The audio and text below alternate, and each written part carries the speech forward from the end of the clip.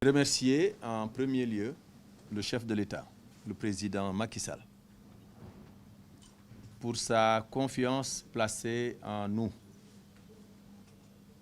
C'est une confiance, c'est un espoir pour continuer l'œuvre de redressement entreprise par mon grand frère, le directeur général Pape Alé Niang, que je voudrais vraiment lui rendre un hommage mérité et lui dire qu'il m'a rassuré. Parce qu'effectivement, moi aussi j'ai lu beaucoup de choses.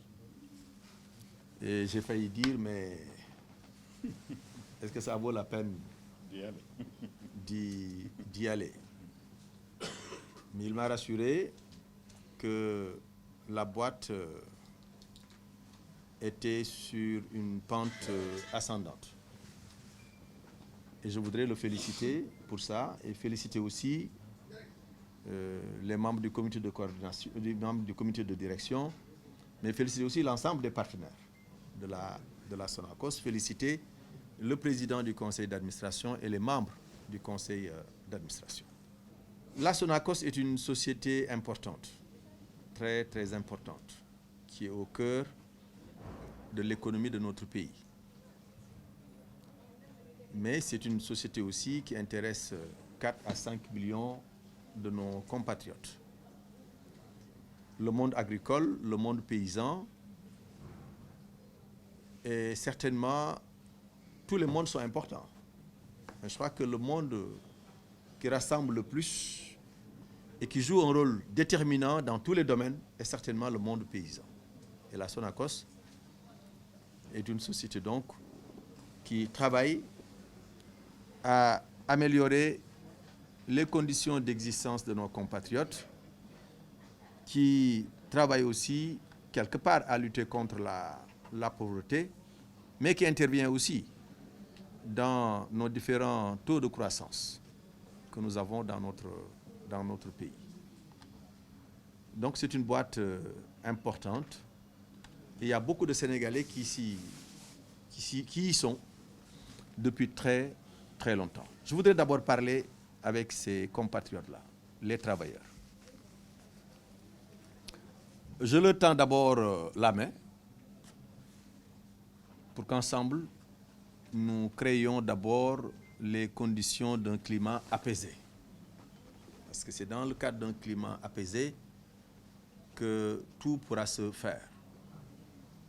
J'ai un style qui est un style assez direct,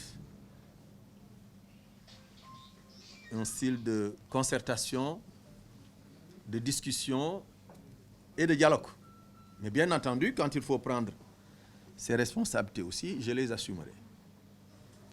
Donc, je pense pouvoir continuer sur la même lancée avec mon prédécesseur. Parce qu'il a parlé tout à l'heure de relations bonnes entre lui et les travailleurs.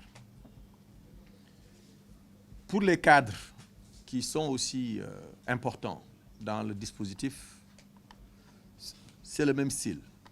Contact direct. J'aime pas trop les intermédiaires.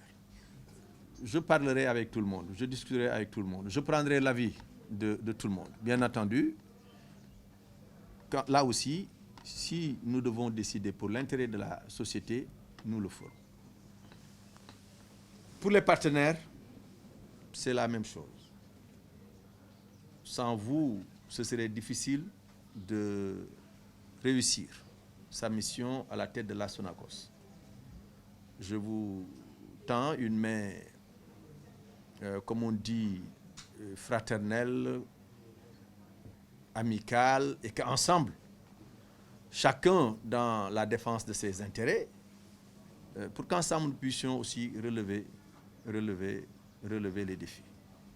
Bien entendu, dans la bonne entente et dans la plus grande transparence.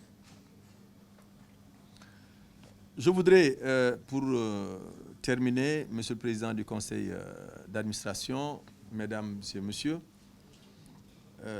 dire que le Président de la République qui nous a choisis pour nous mettre à la tête de cette boîte va continuer à appuyer la Sonacos, va continuer à aider la Sonacos, va continuer à mettre la main à la pâte pour nous permettre d'atteindre d'autres objectifs.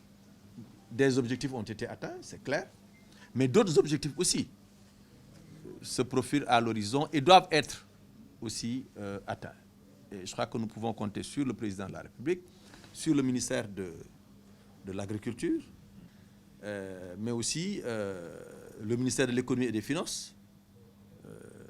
Mon grand frère Abdoulaye Daoud Diallo, et en fait l'ensemble des ministères, ou l'ensemble des services, ou l'ensemble des structures qui interviennent dans le travail de la Sonacos. Nous pensons pouvoir entretenir les meilleures relations possibles avec ces différentes structures de l'État.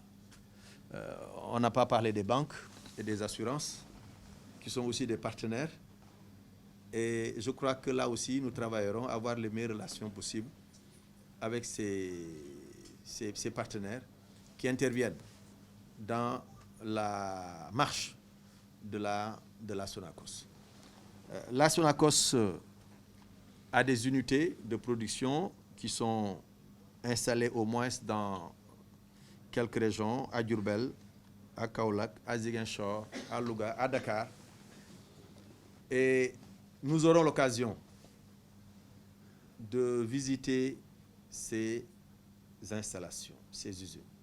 Dieu a fait que nous sommes des hommes de terrain. Bien, je suis un homme de terrain, pour faire plus simple. Je préfère bien me déplacer et avoir le contact physique avec la situation. Et certainement, ce sont des missions que nous allons faire ensemble pour aller être au contact des installations, être au contact des travailleurs, les écouter et essayer de voir comment faire améliorer les choses. Je n'en dirai pas plus. En tout cas, je suis assez rebelle sur le respect de certaines hiérarchies. C'est pourquoi qu'un directeur d'usine ne soit pas surpris que je l'appelle directement, sans pour autant passer par le directeur de l'industrie ou le directeur des opérations, etc. Je fonctionne comme ça. Je préfère aller droit au but. Et que cela ne crée aucune frustration, parce que de toute façon, nous tous, nous formons la même équipe. Ma porte est grandement ouverte à tout cadre, à tout directeur, à tout membre du personnel de façon générale. Moi, je reçois tout le monde, je parle avec tout le monde. L'essentiel, c'est qu'on ne perde pas trop de temps. L'essentiel, c'est qu'on aille vite.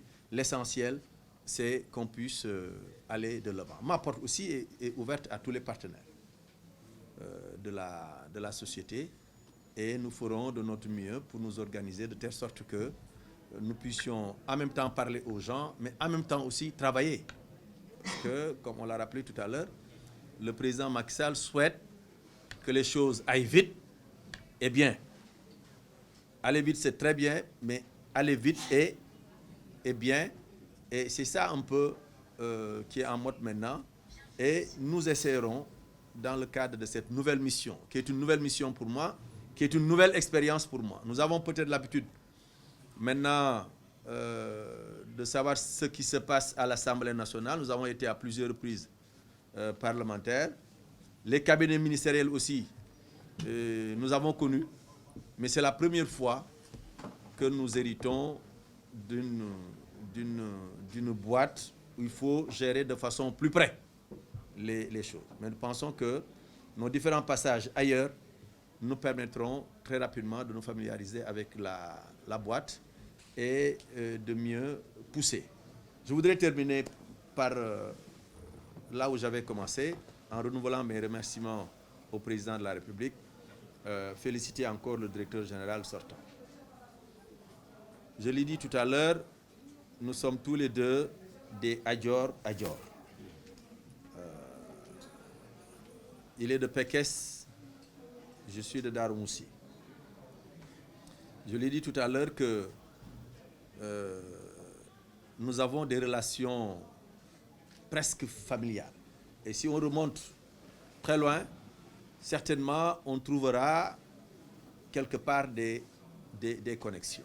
Parce que moi, comme je le rappelle, souvent, je suis originaire de Thilmakongol et de Keur Amadou Yalla.